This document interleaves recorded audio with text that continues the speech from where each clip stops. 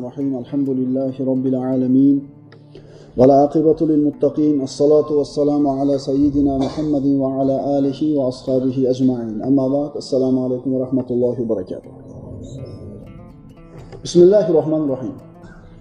Alloh subhanahu va taolo Qur'onda shunday deb marhamat qiladi.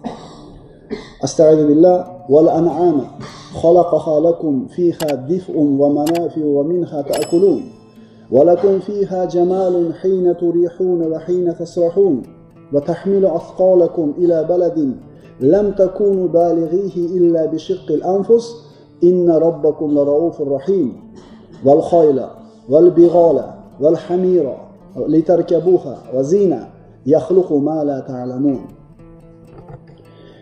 U zot yana sizlar uchun issiq kiyim va turli manfaatlar bo'lsin deb chorva mollarni ham yaratdiki, sizlarning taom ozuqalaringiz ulardan bo'ladi. Yana sizlar uchun ular kechqurun o'tloqdan qaytayotgan va tongda o'tloqqa ketayotgan paytida bir chiroy, fayz bo'ladi. Shuningdek, ular sizlar jonlaringizni qiynab, zo'r va zo'r mashaqqat bilan yetadigan yuklaringizni eltib berur. Albatta Parvardigoringiz mehribon va rahimlidir. U zot yana sizlar minishingiz uchun ziynat qilib otlar, hachirlar va eshaklarni yaratdi. Yana sizlar hal bilmaydigan narsalarni ham yaratdi. Mana shu oyatda Alloh taolo siz bilan biz minadigan narsalarni zikr qilib o'tdi. E'tibor bergan bo'lsangiz, bu oyatlarning ichida mashina degan joyi yo'q. Nima deyildi? Ot dedi, hachir dedi, eshak dedi yoki tuya degan, lekin mashina demagan. Mufassirlar mana shu oyatni sharhida shunday deyishadi. Ya'ni bizga zamondosh bo'lgan mufassirlar sizlar bilmaydigan narsalarni ham yaratur jumlasi oxirida aytilgan. Sizlar bilmaydigan narsalarni ham yaratadi degan jumlasi payg'ambarimiz zamonida Qur'on nozil bo'lgan paytda yo'q bo'lgan, keyin ilm fanni taraqqiy topishi bilan kashf qilingan mashina, poyezd, samolyot va boshqa, ya'ni hali biz bilmaydigan narsalarni Alloh taolo yaratilishiga ishora qilgan deb aytishadi. Biz bilib turgan hozirgi narsadan boshqa narsalar ham kashf qilinadi. Oyatning oxirgi qismi mana shunga dalolat qiladi. Sizlar bilmaydigan narsalarni Alloh taolo yaratadi. Ehtimol ertaga uchadigan bir jihozlar chiqadi. Unda ham ishonavering, oyatdan, hadisdan albatta siz bilan bizga bir ko'rsatmalar bo'ladi. Mashina o'zi nima? Alloh taolo tomonidan berilgan ne'mat. Alloh aytayapti, sizlarga biz minadigan qilib bergan jonivorlarimiz qiyinchilik bilan yetadigan joylarga yuklaringlar bilan osonlik bilan yetkazib qo'yadi dedi. Endi hozirgi kundagi biz minayotgan narsa yana ham tezroq yetkazadi, yana ham qulayroq yetkazadi. Demak, bu narsalar Alloh tomonidan berilgan ne'mat. Har bitta ne'matni shukri bor yoki kufrona ne'mati bor. Nonko'rlik qilishlik bor yoki unga shukr keltirishlik bor. Musulmon kishi ana shu mashinasini haydagan paytda nimalarga e'tibor berishlik kerak? Modomiki musulmon ekan, uyda muomala qilganda islom bilan muomala qilish kerak oilasi bilan. Savdosida shariat talablari bilan muomala qilishlik kerak. Xuddi shunga o'xshagandek, mashinasini minayotgan paytda ham shariat unga qo'ygan talablar bor. Islom dini, shariatimiz insonlarga nima foydali bo'lsa, shu narsani qilishlikni bizdan talab qiladi. Va nima zarar bo'lsa, bu narsadan uzoq bo'lishligimizni siz bilan bizga buyuradi. Qoida shu. Asrimizda qanaqa bir yangilik chiqqan bo'lsa yoki bundan keyin qanaqa bir yangi kashfiyot bo'ladigan bo'lsa, qoida shu. Shu ishda foydali bo'lgan narsasini ol, zarar bo'lgan narsasini tark qil. Chunki har bitta narsani foydaga ishlatish ham mumkin, ziyonga ishlatish ham mumkin. Qoida shu. Odamlarga foydasi bo'lsin, odamlarni zarardan saqlasin. Shariatimiz siz bilan bizga hayotimizda qanaqa ko'rsatma kerak bo'lsa, qaysi kasb egasi bo'lishimizdan qat'iy nazar, qaysi zamonda bo'lmasin, albatta aniq ko'rsatmalarni bergan. Abu Zar G'iforiy roziyallohu anhu aytadilar, Nabiy sallallohu alayhi vasallam bizga har bir narsa haqidagi ilmni qo'yib ketdi. Hatto osmonda uchayotgan qush haqida bo'lsa ham payg'ambarimiz bir narsani tashlab ketdi bizga. Oyat hadisga murojaat qilar ekanmiz, har qanday holatda siz bilan bizga shariatdan ko'rsatma borligini ko'ramiz. Mashina Alloh taolo bergan ne'mat. Alloh taolo bergan ne'matning hisob-kitobi bor. Alloh Qur'onda shunday deydi. وَلَا تُؤْتُوا السُّفَهَاءَ أَمْوَالَكُمُ الَّتِي جَعَلَ اللَّهُ لَكُمْ قِيَامًا وَارْزُقُوهُمْ فِيهَا وَاكْسُوهُمْ وَقُولُوا لَهُمْ قَوْلًا مَعْرُوفًا. Diqqat qilinglar. Qo'l ostingizdagi aqlsiz kimsalarga, ya'ni yosh bolalarga, tentaklarga, aqli to'liq bo'lmagan odamlarga Alloh sizlar uchun turmush vositasi qilib qo'ygan mollaringizni berib qo'ymangiz. Balki ularni o'sha mollardan yedirib, kiydiring, ularga yaxshi so'z bilan muomala qiling. Yosh bolaga, espas odamga bermanglar deydi. Endi biz qo'limizda turgan mashina ham molmi? Moli davlatmi shu ham? Alloh aytayaptiki, mana shu molni yosh bolaga berma deyapti. Tentakka berma deyapti. Yoki mana shu narsadan to'g'ri foydalanishlik qo'lidan kelmaydigan odamga berma deyapti. Bolasini ko'ngli uchun, bolasini injiqlik uchun hali mashina haydashlikka aqli ham, oyoq qo'li ham hali yetmagan bolalarga mashinani berib qo'yayotgan otalar hushyor bo'lsin. Oyatda aytayapti, yosh bolalarga, tentaklarga qo'linglardagi molni berib qo'ymanglar debdi. Tushunarliga? Chunki mana shu yosh bola yoki tentak yoki shu mashinani haydashni bilmaydigan odam minib chiqib mashinani bir baxtsiz hodisa yuziga keladigan bo'lsa, shu odamga mashina berganlarda hammasi mana shu gunohda sherik bo'ladi. Haydovchilikni bir yo'lini qilib olayotganlar, hech narsani bilmagan holda biror hodisa ko'chada sodir bo'ladigan bo'lsa, mana shu ish sababli shu haydovchilikni berganlar ham mana shunday javobgar bo'ladi. Tushunarliga? Faraz qiling. Alloh hammamizni salomat qilsin. Bemor bo'lib qolsangiz, appenditsit bo'lib, shart borib turib, diplomni pulga olgan tabib bo'lsa, shuni operatsiya qilishiga rozi bo'lamisiz? Yo'q, siz mohir bo'lgan, uzoq yillik tajribasi bo'lgan bir usta, mohir tabibni nima qilasiz? Tanlaysiz. Ha, endi mashinani mindirib chiqarib yorayotganda-chi bolangizga? O'ylamaysizmi boshqalarni? Bu mashina haydayotgan odam yengil mashina haydayaptimi, yuk mashina haydayaptimi, avtobus haydayaptimi farqi yo'q. Rolda o'tiribdimi? Demak, mana shu odamning axloq haqida gaplashamiz. Biz ana shu haydovchi akalarimiz, ukalarimiz hammasini yaxshi ko'ramiz. Chunki uzoqimizni yaqin qilyapti, og'irimizni yengil qilyapti. Endi mana shu musulmon haydovchi qanday axloqli bo'lishi kerak? Bodomiki musulmon ekan, islom talablari bilan yashashligi kerak. Bu darsni ikkiga bo'lib gaplashamiz. Birinchisi, haydovchini mashinasi bilan bo'lgan muomalasi. Ikkinchi qismi, musulmonni haydovchini, mana shu haydovchini odamlar bilan bo'lgan muomalasi qanday bo'ladi? Mashinasi bilan muomalasi hamda odamlar bilan bo'lgan muomalasi. Birinchidan, minayotgan mashinamiz birodarlar pokiza bo'lishligi kerak. Chunki ad-dinun nazofa, din poklik birodarlar. Din poklik. Musulmon odam o'zini yuzini, qo'lini, kiyimini pok bo'lishiga qanday diqqat qilsa, minayotgan mashinasini ham shunday pokiza bo'lishiga diqqat qilishligi kerak. Bu vojib yelkamizdagi. Yani birorta bir hazilkash odam mashinangizni biror hafta yuvmasangiz, yozib qo'ymasin changini ustiga, yuvib qo'y meni deb. Ana shu holatga borib qolishligi siz bilan bizga yarashmaydigan, musulmon haydovchiga yarashmaydigan sifat. Yana mashinasida umuman yozuv bo'lmasligi kerak.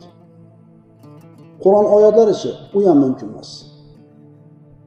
Chunki u oyat mashinaga yozilishligi uchun tushgan emas. Masalan, bir odam yozib qo'ysa yuk mashinasiga Robbana va la tuhammilna ma la taqata lana bihi deb. Ya'ni mazmun shunday ediki bu oyatda Parvardigor bizlarni toqatimiz ko'tarmaydigan narsani biz ustimizga yuklamagin degan mazmundagi oyatda o'ylang yuk mashinasi yozib qo'ysa. To'g'ri bo'ladimi shu? Chunki bu oyat bu narsa haqida tushgan emas. Demak, mashinaga umuman hech narsani yozishlik kerak emas, garchi u oyat karima bo'lgan bo'lsa. Ikkinchidan mashinaga ilinadigan narsalar. Yani alhamdulillah agar qarasangiz 20 yil buyog'ida shu mashinaga bir narsa sangi sungi narsalarni ilish ham yo'qolib ketdi. Ayollarda suratlari, tumorlar, bu xato ish. Bu kerak bo'lsa shirkka boradigan amal. Ayrim haydovchilar mashinasiga erkakmidi, ayolmidi suratlarni qo'yib qo'yadi. Artistlarda yoki boshqa bir qo'shiqchilarda. Nima deyiladi? Nima qilmoqchi ular? Bunday avratini ochib turgan ayolning suratini ilib qo'ygan yoki yopishtirib qo'ygan odam nimaga erishyapti? Gunohkor bo'lyapti xolos. Va shu mashinasiga o'tirayotgan odam ham gunoh qilishiga sharoit yaratib beryapti. Birodar, sen menga yordam ber shu zinodan yoki fahshdan ko'zimni tiyishlikka. Yo'q, sen aksincha qilyapsan. O'zing ham gunoh qilyapsan ko'zing bilan va boshqani ham gunoh qilishiga sabab bo'lyapsan. Senga ham shundan ulush bor. Chunki yaxshilikka dalolat qilgan kishi, shu yaxshilikni qilgan odam topgan savobga sherik bo'lgandek, yomonlikka dalolat qilgan odam ham shunga sherik bo'ladi. Alloh taolo Qur'onda qul lil mu'minina yaghuddu min absarihim demaganmi? Ey Muhammad, ayting mu'minlarga ko'zlarini tiysin. Sen ayni shu suratni qo'yib qo'yishing bilan oyatga xilof ish qilyapsan. Tiysin desa yo'q, ko'rsin deb turib qo'yib qo'yapsan. Demak, mashinaga surat qo'yishlik ham noto'g'ri ish. Tumorlar xususida. Biroda qarasang, bir hayvonning suyagini, tishimidi, oshig'imidi, tirnog'imidi ilib oladi. Kimdir yirtqich qushlarni oyog'ini shunday kesib turib ilib qo'ygan mana shunday qilib. Nimaga desang, shu ishlar yurishib ketadi, shu oshig'i olchi bo'ladi deydi. Biror marta aqlini ishlatib ko'r. Shunaqa narsani ilmagan odamlarda ham oshig'i olchi bo'lyapti-ku. Agar shu narsaga bog'liq bo'lganida sen umuman ishlaring hammasi besh o'tib ketishi kerak edi. Rostdan ham shunaqami? Bu qiyomat bo'ladi deb deganda qo'rqqan odamlarning qilayotgan hunarida. Agar shu burgutni oyog'i yoki shu bo'rini tishiga bog'liq bo'lganda arzon ekan unaqa ishni yurib ketishligi. Endi shu narsaga umid qilib qolyaptimi? Shular meni yo'lim ochadi, ishimni yuzatyaptimi? Bu shirkka boradigan narsa. Ehtiyot bo'lishlik kerak bu narsada. Bir odam so'rashi mumkin. Agar shu tumorning ichiga shirin hid chiqarib turadigan bir o'simliklarni urug'ini ilib qo'ysam-chi, bu ham bo'lmaydi, birodar. Nimaga desiz, baribir tumor ilinib turgan paytda tashqaridan qaragan odam baribir boshqa narsada bo'ladi. Shuning uchun ilishlik kerak emas ekan. Yani bir odam aytishi mumkin, ko'z tegmasin deb ilib qo'yganman. Bir foydasi yo'q. Mana payg'ambarimiz sollallohu alayhi vasallamning bir hadisda eshitdik. Qala Nabiy sollallohu alayhi vasallam: "Man ta'allaqa bi shay'in wukkila ilayhi." Kim bir narsaga osilsa, ya'ni bir narsaga bog'lanib olsa, o'sha narsaga topshirib qo'yiladi. Tumorga osildimi, Alloh taolo tumorga tashab qo'yadi. O'sha oshig'iga osilyaptimi, ana shu oshig'iga yoki tirnog'iga Alloh taolo tashab qo'yadi. Bu banda Allohning panohida bo'lmaydi. Demak, biz Allohga suyanishimiz kerak, Alloh taologa osilishimiz kerak. Boshqa hadis. Man allaqa tamimatan fala atamallohu lahu. Kim tamima ilib olsa, shuga ilinadigan narsa, Alloh taolo uni maqsadiga yetkazmasin dedi payg'ambarimiz. Nima maqsadda ilgansan shu tumorda? Ko'z tegmasin debdi, ayni shu narsa bo'lmaydi. Tegadi ko'z. Nimaga ilding shu narsani? Ishim yurishib ketsin debdi, ayni shu narsa bo'lmaydi. Payg'ambarimiz duo qilyapti. Kim bir narsani ilsa, nima maqsadda? Shu niyatiga Alloh yetkazmasin dedi. Man allaqa wadi'atan fala wadda'allohu lahu. Boshqa hadis. Kim bir narsa ilib olsa, osib olsa, Alloh uni xotirjamlikda, sakinatda saqlamasin. Payg'ambarimiz sollallohu alayhi vasallam oldiga Uqba ibn Amir roziyallohu anhudan rivoyat qilingan hadis. 10 kishilik bir jamoa keldi. Shulardan 9tasi payg'ambarimizga bay'at berib islomda qabul qildi. 10-sini payg'ambarimiz qo'lini ushlamadi, qo'lini uzatgan edi. Rasululloh, buni nima ishi bor? Buni nima bay'atini qabul qilmadingiz dedi. Shunda payg'ambarimiz aytdilarki, uni qo'lida hamimasi bor. Boyaga ilib olgan narsasi bor. Uni olib tashlab yuborgandan keyin payg'ambarimiz sollallohu alayhi vasallam uni bay'atini va islomini qabul qildi. Hatto islomini qabul qilmayapti, qo'lida ana shu ko'zmuncha yoki tamima ilib olgan odam. Endi bo'yniga ilib yurganlar o'zlari bilib qo'ysin. Endi ko'z tegishidan qo'rqiladigan bo'lsa, yozib qo'y mashinangga. Hasad ko'rdi, ko'ziga cho'kdi. Hasad ko'rdi, 1-2 o'rniga yozib qo'y. Foydasi bormi? Foydasi bo'lmaydi. Shuni o'rniga ma'sur duolar bor, shuni o'qi. 4 ta Qul surasi bor. Shuni o'qib o'zingga dam sol. Ana ko'z tegishdan qo'rqasanmi? Buni dorisi payg'ambarimiz sollallohu alayhi vasallam ko'rsatib qo'ygan bu narsa. Bunaqa biror narsa yana haligi tumor ilib ishlarini yurgizib oladi deyotganlarga ishonganlarga hayronsanki, agar mana shu tumorni qilib berayotgan odam senga shu bilan ishingni yurgizib yuborishi mumkin bo'lganida, seni bergan 100 so'ming yoki 50 so'mingga qarab o'tirarmidi? O'zini ishini yurgizib yubormaydimi? Bu tamomiy dindan bexabarlik, johillikning alomati. Lekin inson nimagadir suyanib turish kerak-da. Bu narsani noto'g'ri qondiryapti bu kishi. Yana ayrim kishilar o'zlarining mashinalariga timsollarni, haykalchalarni osib oladi. Payg'ambarimiz mashinani hamchi uy deb e'tibor qilaylik-da. Uyda u ham. Uxlasak bo'ladi, o'tiramiz, soatlab vaqtimiz o'tadi, ovqatlansak bo'ladi va hokazo. Payg'ambarimiz aytadilar: "Innal malaikata la tadkhulu baytan fihi kalbun va la timsalun." Albatta malaikalar it va timsol bo'lgan uyga kirmaydilar.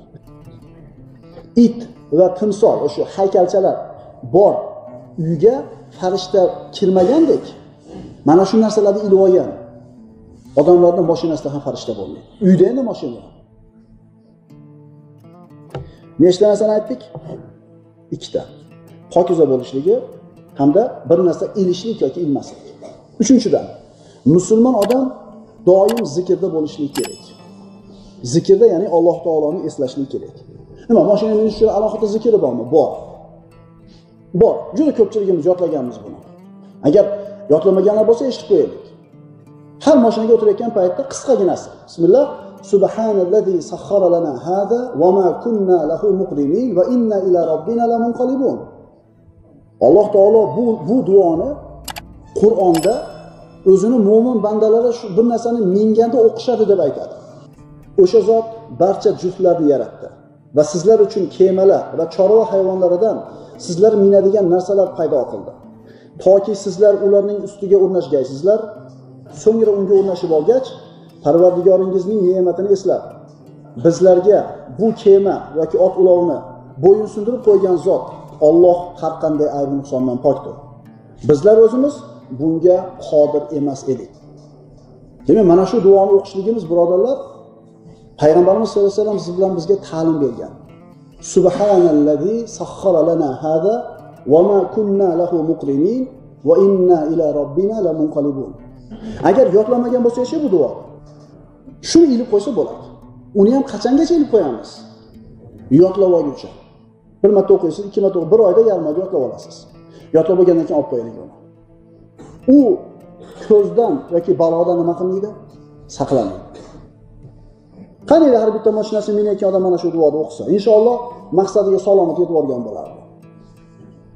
Chunki Allohni bir marta eslasak, Alloh taolo bizni ko'p marta eslaydi. Fazkuruni azkurukum degan Alloh. Meni eslanglar, men sizlarni eslayman degan. Bir marta salovat aytaylik, Alloh bizga 10 marta salovat aytadi. Bu degani Alloh taoloning himoyasida bo'lasiz degan. Ehtimol bir kattaroq mashinaga chiqib uzoqroqqa ketayotgan bo'lsa, uyga turaylik, birodarlar, safar duosini o'qib qo'yaylik deb turib, ovozni chiqarib o'qing, qaytarsin. Ehtimol kimdir birinchi marta eshityapti. Ehtimol yodlab oladi, ehtimol kimdir yozib bering deb qog'oz ko'tarib keladi. Sizga mana shu narsalar nima bor? Ajr bor. 4-dan. Va bu juda bir muhim bo'lgan mavzu bu. Mashinani sozligi haqida. G'ildiraklarda eski bo'lishi, yurishi zo'r-bozor bo'lishi, hadavoylarni sharaq-shuruq qilishi, motori bir ishlab, bir o'chib, bir yurib ketayotganligi bu juda bir muhim masala. Ha, endi yuribdi-yu deb qo'yadi. Yuribdi, to'xtaganda qilarman. Eshitib qolaman shunaqa gaplarni. To'xtaganda qilaman. Ana shu beparvoliging ehtimol kimnidir o'limiga sabab bo'lar. Va bir odamning qotilligi seni yelkangga qo'yilar. Xususan mashinani ustida odam tashib, tirikchiligi mashinasi bilan bo'layotgan odamlar akalarimiz. Chunki siz avtobusingizga yoki taksingizga odam chiqqan paytda siz uni ruhiga, tanasiga javobgarsiz. O'ylab ish qiling. Yetib olarman deb qo'yadi. Irg'ayapti mashina balon yurganda. 80 yurganda urmay qo'yadi, ketaveradi. 10 ta odam bor ichida, 20 ta odam bor, 30 ta odam bor, qo'rqmaydi. Ya Alloh, bu qanaqa omonat, qanaqa bir mas'uliyat. Bilarmikin shu sho'pir akalarimiz? Haydovchi birodar, seni qo'lingda odamlarda ruhi bor, moli bor, bular omonat turibdi. Qiyomatda javob berasan bu narsaga. Payg'ambarimiz sollallohu alayhi vasallam aytadilar, Imom Bayhaqiyning musnadlarida keltirilgan hasan hadis, payg'ambarimiz aytadilar: "Innalloha yuhibbu idza amila ahadukum amalan an yutqinahu." Sizlardan biringiz biron ish qilsa, uni puxta qilishini Alloh taolo yaxshi ko'radi. Shu ishni puxta qil. Eplab qo'yma. Ana shu mashinaning nosozligi sababli baxtsiz hodisa yuz berdi. Kimdir moli talofat ko'rdi. Kimdir salomatchiligi ketdi. Kimdir umrini oxirigacha nogiron bo'lib qoldi. Kimdir o'ldi. Kim javobgar bunga? Haydovchi javobgar bunga. Qayerda bu temirda? Endi nima bo'lishini kim bilib o'tirar edi? Qachon buzilishini, ertaga nima bo'lishini kim biladi? Birodar, sizdan ertaga nima bo'lishini aytib ber deyotgani yo'q, birodar. Siz mana shu mashinangizni talab qilingan darajada sozlab qo'ying, shundan keyin bir musibat bo'ladigan bo'lsa, siz yelkangizda malomat yo'q. Men yelkamdagi narsani vojibni ado qildim, bu yo'q Allohdan deysiz. Endi baloningiz lissi, hadovingiz to'kilayotgan, mashina tushirib turibdi, ketaverdingiz. Ko'rdingiz, bildingiz. Axir uzoqroq safarga jo'natayotgan bo'lsak, oilamizni shunday shalaqashulq chiqib ketgan mashinaga chiqarib jo'natishga rozi bo'lamizmi? Avval mashinasini qaraymiz. Keyin shoferni qaraymiz. Agar bittasi didimizga o'tirmasa, qo'y, boshqasiga chiqaray deysiz. Siz o'zingizga ravo ko'rmayotgan narsani qanday birodarlarga ravo ko'rasiz? Kasalni qonini yorayotgan tabib qo'lidagi pichog'ini yaxshilab dezinfeksiya qilmasdan shuni kessa, keyin shu shunday kasal yuqib, shu odam bir o'lim yetib qolsa, javobgar bo'ladimi? Haydovchi ham xuddi o'sha gap akalar. Mashina deganda, uni sozligi deganda faqat bu g'ildiragini tushunmang, hamma bir qismlar. Bu xoh aynaga bo'lsin, xoh isitishi bo'lsin. Masalan, qishda turibmiz, sovuq. Hamma yo'g'i bikir bo'lgan, gum bo'lgan mashinaga chiqsang ham o'sha narx. Shalaqashiliq bo'lib, aynalar ochiq, sovuq bo'lgan mashinaga chiqsang ham o'sha narx. To'g'rimi shu? To'g'rimi shu? Hanariga mashinasi shalaqashiliq, qulayligi, issig'i bo'lmagan odam bo'pti, menga 2 so'm kamroq beringlar demaydi. To'g'ri bo'ladimi shu? Siz bozorga tushib olma olayotganingizda zo'riga qimmat pul so'raydi, berasiz, nochorroq sifatli bo'lsa arzonroq berasiz u. Shuning uchun odam tashlayotgan akalar qarab qo'yinglar. Endi bu yerda sizlarga albatta bir ko'rinishi zo'r bo'lsin, zo'r chiroyli bo'lsin, pardoz demayapmiz. Ishlash kerak bo'lgan asosiy qismi bormi? To'ralar g'ildiragi, issiq sovuqligi, oynalari joyida qilib qo'ying, pulingizni oling. Shubha aralashib qolmayaptimi shunaqa odam tashsak? Yo'qmasa chiqina deb qo'yadilar do'q qilib. Xo'p, mashinani nosozligi haqida gaplashyapmiz. Oyatni qarang. Va anfiqu fi sabilillahi va la tulqu bi aydikum ila tahluka. Alloh yo'lida mollaringizni sarflanglar va baxillik qilish bilan o'zingizni halokatga tashlamang. Yaxshilik qiling, albatta Alloh yaxshilik qilguvchilarni sevadi. Inson o'zini halokatga olib borib qo'yadigan bir ishni oldini olishlikka mablag'i bo'lib turib, mashinasi siyg'lanib birga kirib ketishlikni oldini olishi mumkin, balonni yangilash bilan. Boshiga kelayotgan musibatni to'sib qo'yishlik imkoniyati bo'lib turib, pulni sarflamasa, o'zini o'zi halokatga tashlagan bo'ladi. Bir res bor ko'radi, uni almashtiraman deydi. Yeta olmaysan. Almashtirib ol. Shunda ham yeta olmasang, aytasan, men sababini qoyim qildim deysan. Mashina haqida qanaqa masala bo'lishi mumkin deb o'ylaysiz, a? Va la taqtulu anfusakum innalloha kana bikum rahima. O'zingizlar o'ldirmanglar deyapti Alloh. Alloh sizlarga mehribon deb aytayapti. Ana shu baxillik bilan, mumsilik qilishlik bilan, qizg'anchilik qilishligi bilan, sozlamasligi bilan o'zing qatl qilyapsan, birodar.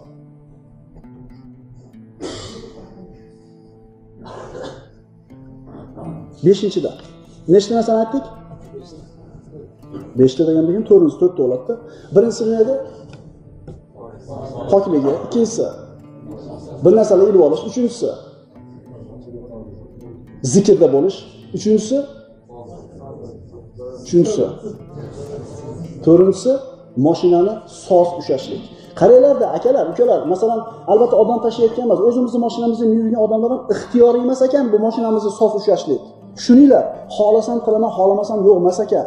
Vojib ekan. Chunki to'rimizni ushlamasdan bir odamni ursang, sen odam qatl qilgan bo'lasan. Chunki bilarding shunaqa aybi borligini. Tushunarlimi? Mashinamizni sof ushlash bizning ixtiyorimizdagi narsa emas, biz yelkamizdagi vojib, gunohkor bo'lmaylik. Ayni bir odam aytadi, endi pulim bo'lmasa nima qilay deydi. Bilaman, almashtirishga nima qilay bo'lmasa. Nima puling bo'lmasa odamlarning jonini garovga qo'yaverasanmi? Odamlarning molini, jonini talofotga ro'baro qo'yaverasanmi? Shu bilan topgan puling halol bo'laveramikin? Qilma uni bo'lmasa. Qilma iloji bo'lmasa. Garovga qo'yma, qotillik qilma birodar. Beshinchisi, bu ham o'ta muhim masala. Yo'l harakat qoidalariga amal qilishlik. Bu qoidalar birodarlar to'g'ri odamlarning qo'li bilan yozilgan. Lekin shu qoidalar odamlarni salomatligini kafilligi. Demak, Payg'ambarimiz sollallohu alayhi vasallam aytganlaridek, "Ihris ala ma yanfa'uk." Senga foydali bo'lgan narsaga haris bo'l deyapti. Shu qoidaga amal qilishni insof bilan aytinglar. Shu qoidaga amal qilishingda bizga foyda bormi yo'qmi? O'sha tezlikni qirq qilib qo'yibdi. Norozimiz-da endi sekin bu. Foyda bormi yo'qmi shunda yurishlikda? Ayting, ana shu xavfsizlik kamarini remenga taqishlikda bizga foyda bormi yo'qmi? Gaydi ko'rganda taqamiz. Katta ko'chaga chiqib ketayotganda taqamiz. Aytinglarchi, insof bilan aytinglar faqat. Shu yo'l harakat qoidalariga amal qilishida foyda bormi yo'qmi? Payg'ambarimiz nima deyapti? Yo'l harakatiga amal qil deyapti mana shu hadisi bilan. Senga foydasi bormi shu ishda? Qil deyapti. Haris bo'lib qil deydi. Men xolasa power o'tayapmiz, xohlamasa yo'q emas ekan. Tushunarliga ukalar. Svetofor qizilmi? To'xtang. Harom qizilga o'tib ketish. Birovning haqqini yeyish bu. Bir odamning joniga qasd qilish bu. Man qatala mu'minan mutaammidan fajazaohu jahannama xolidan fiha. Kim bir musulmonni qasddan qatl qilsa deyapti Alloh taolo, jahannamda abadiy qoladi deyapti. Qizilga yurayotganingda sen kimnidir joniga tajovuz qilyapsan. Seni Allohdan qo'rqmayotganligini belgisi bu. Chunki yashil yonib turgan yo'lning narigi tomondagi odam xotirjam kelyapti meni yo'limda. Sen chiqqan paytda uni joniga qasd qilyapsan. Qotillikka jur'at qilyapsan. Allohdan qo'rqmaysan. O'zi umuman mashina bilan tirishlik qiladigan aka-ukalar, ana shu qizilga o'tib ketganda birodar haqqini savdogar tarozidan ursa harommi? Harom. Savdogar yolg'on gapirsa harommi? Shopir odam svetofordan o'tib ketishi harom. Shu topgan pulga harom aralashdi. Shu mashinasi minib ketayotib turib, qo'li bilan, oyog'i bilan ozor berdimi orqadagi odamlarga? Harom bu narsa. Bir paytlar remen taqish uyat edi. Kattalar biladi, remen taqibdi. Endi hozir falon pul bo'lib qolganiga hamma taqyapti. Qarang, ana shu qizni to'xtatib turib, remening qani deyotgan odam chalik o'zingizga mehribon emasmisiz? G'arb mamlakatlarini qaranglar, o'tiradida kalitini hali zamonaga kirgizmasdan turib remenda taqadi. Chunki shunda foyda borligini bildi, amal qilyapti. Bizchi? La darara va la dirar. Payg'ambar sollallohu alayhi vasallam shunday deganlar. Zarar qilish ham yo'q birovga, zarar ko'rish ham yo'q. Sen qoidaga amal qilayotganingda zarar ko'rasanmi? Yo'q. Birovga zarar qilasanmi? Yo'q. Nima qilish kerak ekan? Endi qoidaga amal qilmayotganingda o'zingga ham zarar qilyapsan, boshqa birovga ham zarar qilyapsan. Payg'ambarimiz aytgan so'zga teskari ish qilyapsan. Birodarlar, masjidga kirganda bilamiz, o'ng oyoqdan kirish kerak, bismillah. Kirib 2 rakat o'qish kerak. To chiqib ketishchi bo'lgan hamma ishni zo'r bilamiz. Chunki ibodatda bu. Endi mana shu mashinaga o'tirgan paytda ishimizni bitkizib, bir kunning ishimizni uyimizga qaytib kelguncha bo'lgan mashinani minishlikda shariat bizdan talab qiladigan narsani ham bilamizmi? Bilishimiz kerak ekanmi? Yo ixtiyoriy ekanmi? Xohlasak qilamiz, xohlamasa yo'q. Ajib hadislar bor. O'qib turib, xuddi Rasululloh sollallohu alayhi vasallam ayni bizning zamonimizdagi shopirlarga aytganga o'xshaydi. Bu qoidani hammasi odamlarda hayotini isloh qilishlik uchun, salomatligini, xavfsizligini saqlashlik uchun yozilgan. Bunga rioya qilishlik shart. gunohkor olamiz, birodarlar. Bizchi u gayidan qo'rqib, ishtirobdan qo'rqib to'xtamaylik qizilga. Allohdan qo'rqib turib qiling-da, kechasi 2 da ham svetoforga to'xtayotib hijolat olmaysiz. Endi haydovchi odam mashinasi bilan yolg'iz qolgan payti. Bu mashina o'zinikimi, ijarami yoki nima bo'lishidan qat'iy nazar siz bilan biz olib borib ishimizni bitkazyapti. Endi bir manzilga borganingizdan keyin kutishlikka to'g'ri keladi. Masalan, avtobus haydovchisi bo'lsa, o'chirib kelguncha kutadi. O'sha vaqtida, bo'sh vaqtda nima bilan ovora? Masalan, 4 ta oyatni qancha vaqtda yodlash mumkin? 4 ta oyat. Val fajr, va layalin ashr, va shaf'i val vatr, va layli iza. Mana 4 ta oyat. Yarim soat ketsin. Nimaga shu mana shu bo'sh vaqtini haydovchi birodarimiz savobli ishga sarf qilmaydi? Uxlab oladi. Bir mavzu eshitdi. Bilasizlarmi, eshitib turib qancha narsani o'rganib qo'ysa bo'ladi. Agar yaxshi jiddiy jaqtisi bunaqa haydovchi odam shu mashinasi bilan yolg'iz qolgan paytdagi vaqtini ilmga sarflasachi 5-6 yilda yaxshigina ilmdor odam bo'lib qoladi. Sizlar bilan bugun 6 tasini o'tdik. Qaytarib qo'yamiz. Mashina Alloh taoloning ne'mati. U ne'matni shukrni ado qilishlik kerak. Shariatda bu mashinani qanday boshqarishlikka hamma ko'rsatmalar bor. Shu ko'rsatmalardan birinchisi pokizaligi mashinani, ikkinchisi bir narsa ilmaslik, uchinchisi zikrda bo'lishlik, to'rtinchisi sog' bo'lishlik, beshinchisi qoidaga amal qilishlik, oltinchisi bo'sh qolganda ana shu mashinada o'tirgan bo'sh vaqtini foydali narsaga sarf qilishlik. Aqulu qawli hada va astagfirulloh li va lakum. Assalomu alaykum va rahmatullohi va barakatuh.